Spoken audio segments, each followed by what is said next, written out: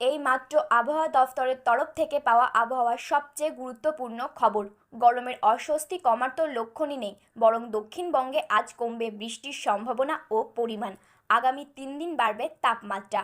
আগামী 3 দিন পর থেকে ফের রাজ্যে বজ্রবিদ্যুৎ সহ বৃষ্টির পূর্বাভাসের কথা জানালো আলিপুর আবহাওয়া দফতর। উড়িষ্যায় লাগোয়া কিছু জেলায় আজ রাতের দিকে দমকা হাওয়া ও বৃষ্টির সামান্য সম্ভাবনা। পশ্চিমবঙ্গের জেলায় গরম ও আর্দ্রতাজনিত অস্বস্তি বেশি থাকবে। গাঙ্গেয় দক্ষিণবঙ্গে আজ তাপমাত্রা কিছুটা বাড়তে পারে। সঙ্গে অত্যাধিক জলীয় বাষ্প থাকায় দিনভর ঘেমে একশো হবে দক্ষিণবঙ্গবাসী। তবে নতুন করে রাজ্যের 5 জেলায় তাপপ্রবাহের সতর্কতা জারি করা হয়েছে। আগামীকাল থেকে বিকেল পর্যন্ত বজ্রবিদ্যুৎ সহ বৃষ্টি ও হালকা ঝড়ের পূর্বাভাস। কোচবিহার, আলিপুরদুয়ার জেলাতে বৃষ্টির সম্ভাবনা। উত্তরবঙ্গের 8 জেলাতেই বিক্ষিপ্তভাবে বজ্রবিদ্যুৎ সহ বৃষ্টির সঙ্গে 30 থেকে 40 কিলোমিটার বেগে হালকা ঝড়ো হাওয়া ও বজ্রপাতের আশঙ্কা রয়েছে। বজ্রপাতের আশঙ্কা থাকায় সতর্ক বার্তা আলিপুর আবহাওয়া দফতরের। বজ্রবিদ্যুৎ সহ বৃষ্টি ও ঝড়ের সতর্কতা দিলেও নিরাপদ আশ্রয় থাকার পরামর্শ আবহাওয়াবিদদের। গতকাল নিকোবর দ্বীপে ঢুকে পড়েছে মৌসুমি বায়ু। আগামীকাল দুপুরে গোটা আন্দামান নিকোবর দ্বীপপুঞ্জে মৌসুমি বায়ুর কবলে পড়বে। দক্ষিণ পশ্চিম মৌসুমি বায়ুর জন্য অনুকূল পরিস্থিতি দক্ষিণ বঙ্গোপসাগর, দক্ষিণ আন্দামান সাগর এবং নিকোবর দ্বীপপুঞ্জ এলাকায়। আন্দামানের আগাম হলেও কেরলে দেরিতে বর্ষা। নির্ধারিত সময় 1 জুন বর্ষা ঢোকে কেরলে। এই মৌসুমে বর্ষা কেবল আসবে 4 জুন, অর্থাৎ এই বছরে বর্ষা দেরিতে ঢুকবে বলে জানিয়ে দিল মৌসুম ভবন। বঙ্গে বর্ষা কবে তা পরে জানানো হবে। আগেই উত্তরবঙ্গের বর্ষা আসবে। অল্প কিছু দিন পরেই বর্ষা প্রবেশ করবে দক্ষিণে।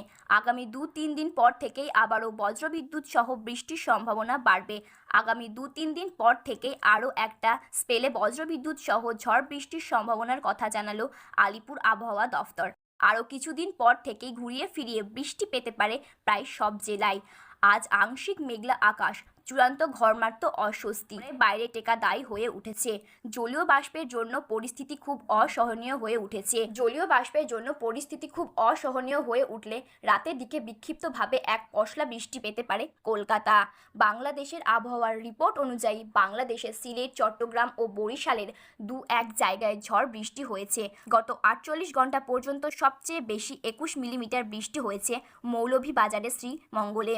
আবহাওয়াবিদ মোহাম্মদ আবুল কালাম মল্লিক জানান, ঢাকা, চট্টগ্রাম এবং সিলেট বিভাগের 2-1 জায়গায় অস্থায়ীভাবে দমকা বা ঝড়ো হাওয়া সহ বৃষ্টি বা বজ্রবিদ্যুৎ সহ বৃষ্টি হতে পারে।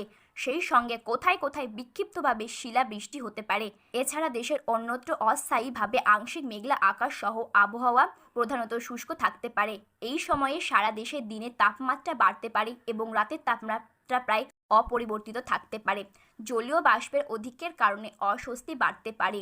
বাগেরহাট, যশোর, চুয়াডাঙ্গা ও কুটিয়া জেলার ওপর দিয়ে তীব্র তাপপ্রবাহ এবং দিনাজপুর, রাঙ্গামাটি, চাঁদপুর, খুলনা, সাতক্ষীরা, বরিশাল ও পটুয়াখালী জেলা সহ ঢাকা ও রাজশাহী বিভাগের ওপর দিয়ে মৃদু থেকে মাঝারি ধরনের তাপপ্রবাহ বয়ে যাচ্ছে এবং তা অব্যাহত থাকতে পারে বলে জানিয়েছেন এই আবহাওয়াবিদ।